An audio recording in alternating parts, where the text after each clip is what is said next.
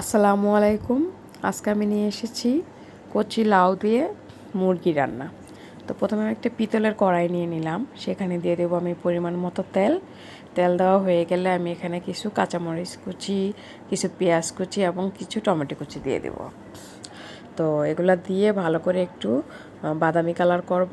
তারপরে এখানে আমি যে মুরগিগুলা রেখেছিলাম, মুরগিটা ভালো করে ধুয়ে পানি ছেঁকে রেখেছিলাম। তো এখানে আমি মুরগির মাংসগুলো আস্তে আস্তে দিয়ে দিব।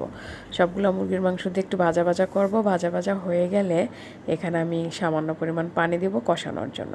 তো সামান্য একটু পানি দিলাম। পানি দিয়ে এখানে আমি আদা বাটা, রসুন বাটা, জিরা বাটা, ধনিয়া বাটা এবং পেঁয়াজ বাটা দিব। সামান্য পরিমাণ মতো লবণ দিব, আর দিব হলুদের গুঁড়া, মরিচের গুঁড়া, সব কিছু দিয়ে তারপর আমি মুরগিগুলোকে ভালো করে কষাবো। কষানো হয়ে গেলে এখানে আমি যে কচি লাউয়ের কিউব করে রেখেছিলাম সেটা আমি সুন্দর করে দিব। আর এখানে আমি গরম মশলার ফাঁকি কিছু ঝাল মশলা দিয়ে দিলাম। তো এখন আমি দিয়ে দিব কচি লাউয়ের কিউবগুলা ধুয়ে সুন্দর করে কেটে রেখেছিলাম পানি জড়িয়ে। এগুলা দিয়ে একটু নাড়বো 2-1 মিনিট রেখে তারপর আমি এখানে পরিমাণ মতো একটু গরম পানি দিব।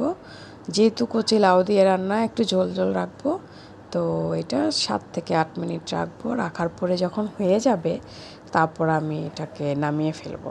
তো দেখুন কালারটা কিন্তু সেরকম হয়েছে। তো নামানোর আগে আমি 4-5টা কাঁচামরিচ দিয়ে দিব। কাঁচামরিচ দিয়ে তারপরে আমি 2-1 মিনিট রেখে মাংসটা নামিয়ে ফেলবো। তো মোটামুটি এই মাংসটা আপনারা খাবেন, খেয়ে দেখবেন, অনেক মজা। আল্লাহ হাফেজ।